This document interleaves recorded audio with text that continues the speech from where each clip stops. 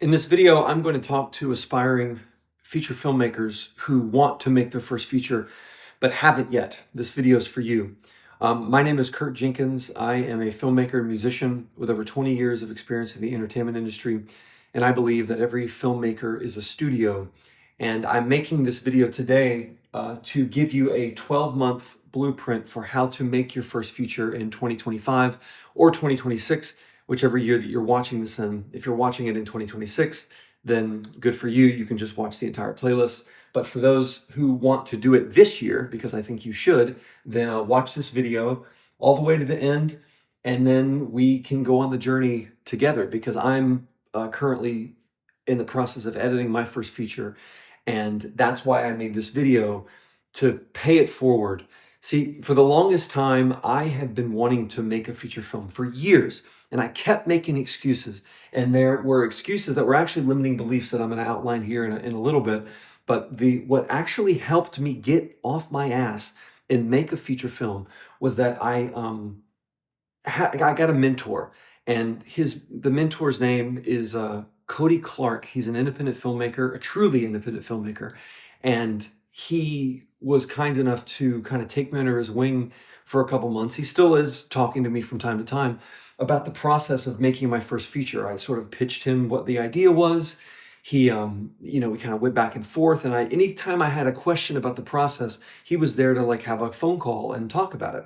So that was probably one of the only ways that I was actually able to get it done, in terms of getting it started, is because I had someone that was my accountability buddy. I knew that once that he was my mentor, I couldn't back out, because then I would just look like a poser, and I was already starting to feel like a little bit of a dilettante and a poser and a loser, and he saved me from that. And so I will actually put a link to his book in the description for you to buy if you're curious about like really detailed practical explanations of the filmmaking process from an independent standpoint, because it's extremely valuable and it helped me. So let's get started, man. So the thing, like I said, the main reason that I didn't make a film for so long, even though I like wanted to, was I had limiting beliefs and limiting. I hope you can see this. This is a temporary setup. I'm renovating my office, so this is not ideal. But we're adults. You can figure this out.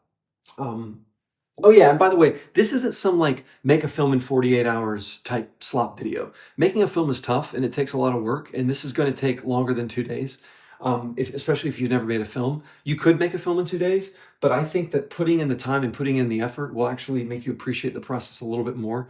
Um, yeah, so this requires like sacrifice of other things and to put your entire being into doing this. So if you think that you're just going to be able to watch this video and then make a film in 48 hours, it's you're not going to make it, man. It's not for you. So the limiting beliefs that I had going into this process was, the first one was lack of money. You know, it was money, because everyone thinks that you gotta spend a lot of money to make a film, and even when people talk about independent films, they're talking about like $500,000, $5 million. It's like a low budget film. Or even when people talk about like micro budget or no budget, not no budget, but when even people talk about like making low budget films, sometimes they're spending even 30, 40, $50,000 on a short film, which is insane, by the way. Never ever spend five figures on a short film. That's insane. Um, but unless you have people that are willing to just give you the money, and even then they're going to want to own some of it, and you don't want people owning your short films. That's not a good idea. So I thought that it took a lot of money to make a film, and I was like, oh, I need a cinema camera, I need lighting equipment, and I need blah blah blah blah blah. And all it was an excuse to not do the work. So the way that you can overcome this is to ask yourself the question: what's the cheapest film that I could possibly make? If you did a thought experiment, how do you make a film for $0? How could you do that? Using the resources, the equipment that you currently have, how do you make a film with $0 to the best of your ability? That's a question.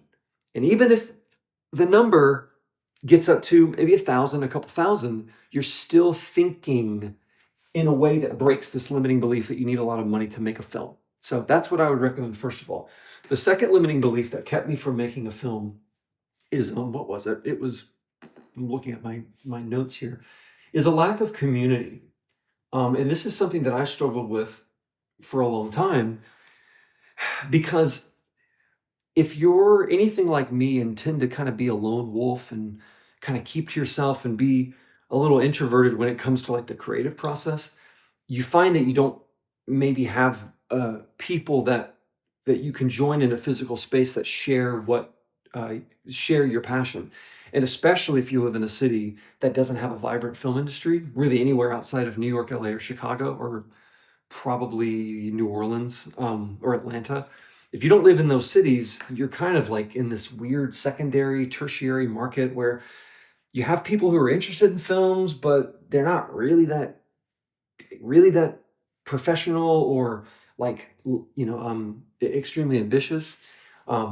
And so it's easy to think like, well, who's going to work on my film? And even if the people that you do find, they're probably working on like commercials, and so they're more money minded, and so like, well, how am I going to get those people to work for free? And you get to this like cycle of just thinking that, well, I'm gonna have to do it by myself. And so I would break this again by again doing the thought experiment. Who do I know that would be willing to help me for a couple days, a week? If you can find two people that would be willing to help you for, I don't know, 8 hours a week, like that'll get your film made. You just gotta like get out of this idea of like, I gotta make it by myself.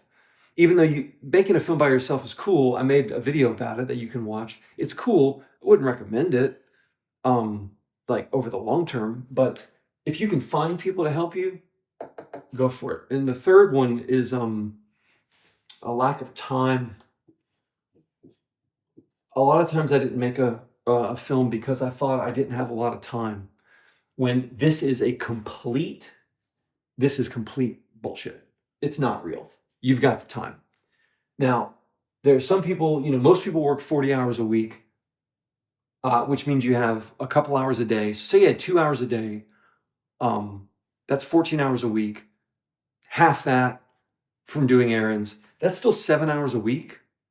52 weeks a year, that's 350 hours or so a year that you can spend on making a film. You can make a film in 350 hours.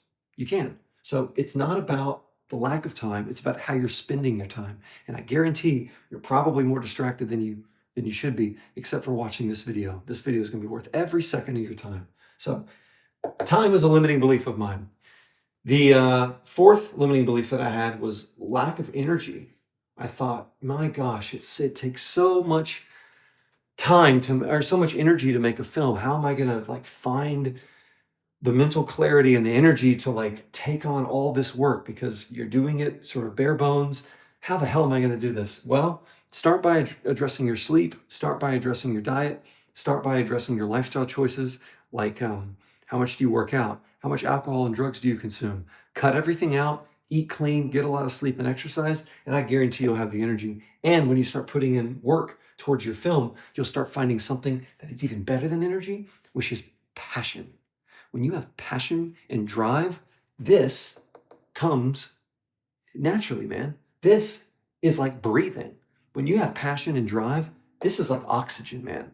It's the easiest thing to do, to go, to breathe. It's the easiest thing to do. It's easy to have energy when you have passion. So, and the fifth limiting belief that this is the biggest one that I struggle with, is self-belief. I can't do it. I can't do it. Yes, you can. Yes, you can. There is a problem in the independent film world where there's a lot of self-deprecating, talking down to yourself, making yourself sound stupid, just like humble yourself before whom? There's only one person you need to humble yourself to, and that has nothing to do with this process per se, although that's another video. But you can do anything you set your mind to. If you believe that you can't make a film, you're right. You can't make a film. But if you believe that you can make a film, you're right. You can make a film. And it took me staring in the mirror, listening to the Do It video, the Shia LaBeouf Do It video, to actually and put in the work, and having a bunch of little micro wins to start really believing like, I can actually do this. If you put in 8 hours of work, hell, put in 1 hour of work and get just one step closer to making your film, lay out a plan that is like, chunking down these actionable goals. After a day or two, you will start believing that you can make a film. And then after that, all you have to do is keep working, and it compounds and it compounds and it compounds until at the end of it, you've got a feature film and you're going to be like, how did I do it? Well, you believed in yourself. That's a big thing. So now that I've sort of busted these limiting beliefs, which are total BS, you need to ask yourself before we get into this actual schedule, what's going to happen if you don't do it?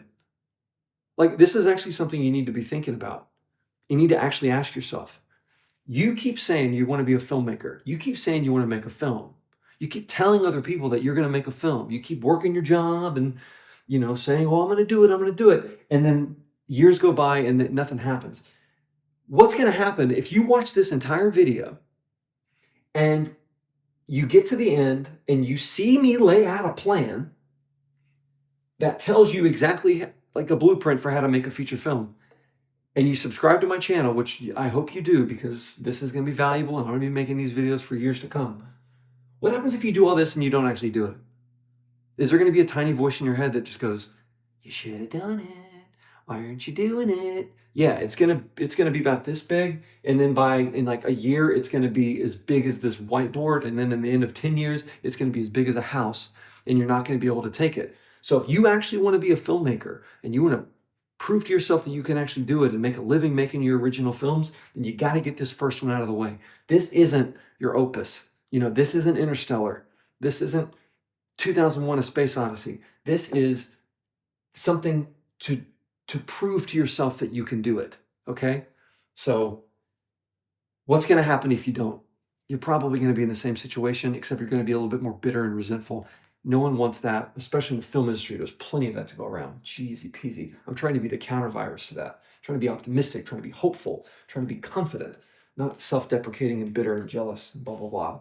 So let's actually get to the meat and potatoes, shall we? I'm going to give you a blueprint for how to do this. Now, you've probably seen videos like this before, but this is different because it's from Kurt Jenkins. So we want to focus on separate phases here. This is going to be here. It's going to be pre-production, this is going to be production. God, man, my whiteboard skills have to get better if I'm going to keep doing these types of videos. And this is going to be post-production. Now, the reason that production is only 3 months and these are 4 and 5 months is because, well, I'll reveal that. But basically, production, you need to be more focused. You gotta, your entire life has to be revolved around getting these shots, and you don't want to waste time. It probably only should be 1 month, but let's be real. We've never made a feature film before. We want to give ourselves some grace. I shot mine, I think, over 3 months, and I needed all 3 months for what I was trying to do.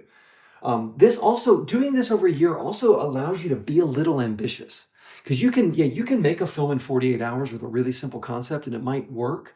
But if you want to make films at a bigger scale later in your career, you're going to be working over 2-3 years.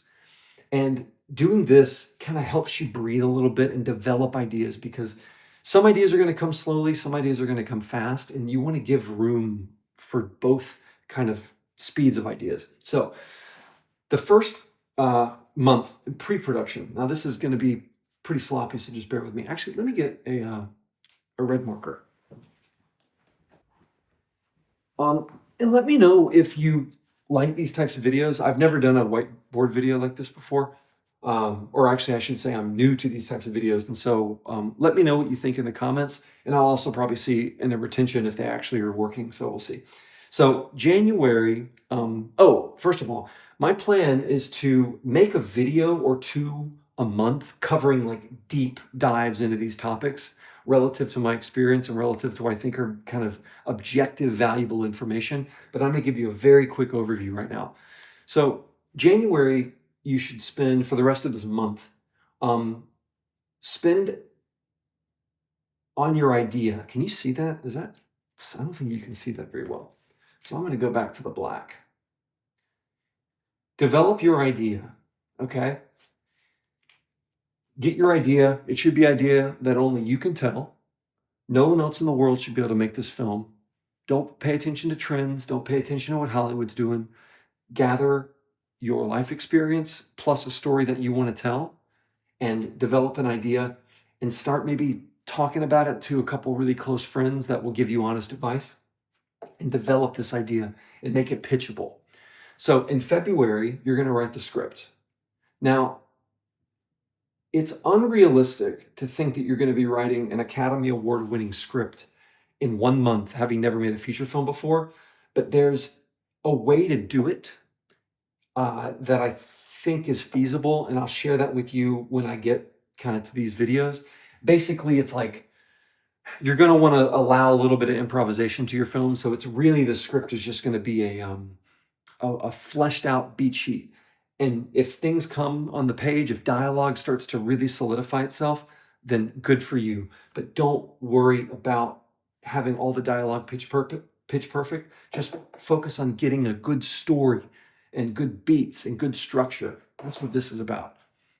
So March is all about doing the main pre-production task. And so this is going to be things like casting, things like getting your locations, and developing some sort of budget. Now, with casting, you can find people who you know. You can go on sort of Actors Access and get people. They should know that they're probably going to be working for free, which is fine. Find locations that are under-photographed, that are meaningful to you, that you can get access to for free. And in terms of a budget, just learn how to make a budget, spend as little money as possible, because again, this ain't about spending money, this ain't about proving that you can make a big budget. Just get it done. So March is about pre-production. April is going to be about scheduling. So what you're going to do is you're going to develop your system for how you're going to organize your production, because that is going to be your saving grace. If you can show up to set each day and know that you're organized and have a sort of a standard operating procedure for how you shoot every day and how the rest of the people helping you can expect to work, this takes a month to develop your system. So, and again, everything is going to be compounding, because over this time period, you're going to have problems that relate to your idea. In the script phase, you have to go back. When you're in pre-production, you're going to find an actor and they may have a suggestion that makes the script better. So you have to go back to the script side. This all happened to me, by the way. And so everything that you do is going to end up compounding. So by the time you get to scheduling, you're going to be referencing the pre-production work that you've done, referencing the story, and knowing the script so well that you're going to know how to schedule it with your locations. And then at this point, you're going to be ready enough to shoot. So May is going to be about shooting. It's going to be about shooting. You got to figure out how to best to do it. June is going to be about rewriting. Now, why would you rewrite? Because you're going to get ideas. You're going to get ideas for how to make the film better as you're making this film. And you don't want to be locked in too much on this because you've never done this before. So you don't want to be trapped and say, oh, well, I shot this and there's a big plot hole or something doesn't make sense, but oh, well, I guess I'll have to deal with it. No, we're going to build in the time to rewrite, to take the footage you've been shooting and organizing and maybe tie up some plot holes, have some ideas that connect scenes better, figuring it out. And then July, it's going to be about reshooting, shooting these things that, reshooting. Now, there are going to be some things that you can't reshoot, okay? And that needs to be taken care of in the pre-production stage and the scheduling stage. When you're doing these, you should know what are the more high-risk scenes and what are the more low-risk scenes. I had a couple scenes in the film that I recently shot where it was impossible for me to do a second take for many reasons. So that's where all the resources went in terms of like big organization and just like my focus. But there were some things that we reshot because like it was low risk. We didn't have a lot of cast or crew that were around and like we could do it no problem. So again, I'll go more into detail this when we get there, but rewriting, reshooting. Now, it's already July, man. We're blasting through this. You've shot your film. You've completed principal photography. Congratulations. You should throw a wrap party for your cast and crew because they deserve it. They've been working their asses off for no money. So we get to August. You're going to be editing. And when I say editing, what I mean is you're going to be building an assembly cut. I'll go through how to do that later. But just get all your footage on a timeline. Doesn't have to be creative. Just like cut to people talking, make the scenes, use your words. Put together your scene and have something that you can watch. That's all this is about. Have something you can watch, and then you should go from assembly cut to your first edit, which means like your actual first creative pass, around a month. So, and in September, you're going to do sound design. Now, why would you do sound design on a micro-budget feature, on a no-budget feature? Because great sound design, will elevate the status of your film so much. If you have like a mediocre image, but terrific sound, that will make up for the fact that you have a mediocre image, which you might not. You might have a cinema camera and be able to shoot like cinematic images. That's great. Still, do sound design. It's going to make it even better. So that needs an entire month. October is going to be scoring. Now, the reason I'm taking a month for all these things is because, again, all this is going to compound. So as you work on the sound design, you're going to have editing ideas. And you're going to have story ideas as you're working on the sound design. Now, you may not be able to go back and reshoot after this, but you might be able to change the meaning or the order of certain scenes or the philosophy of what these scenes mean by adding certain sound design elements that elevate the entire film. So that's why you need to take this time on something like sound design. Don't skimp over it. Same with the score. Whether you use music that's already available or whether you compose it yourself or whether you work with a composer, working with a score is going to take your film. I mean, just think about where Star Wars would be without John Williams' music. It's that important. So November is going to be mixing and color correction. Now, mixing is where you're going to be putting the score and the sound design together, and the editing, again, compounding these three elements to make the mixing. Color correction is sort of just the cherry on top. It shouldn't be your main focus.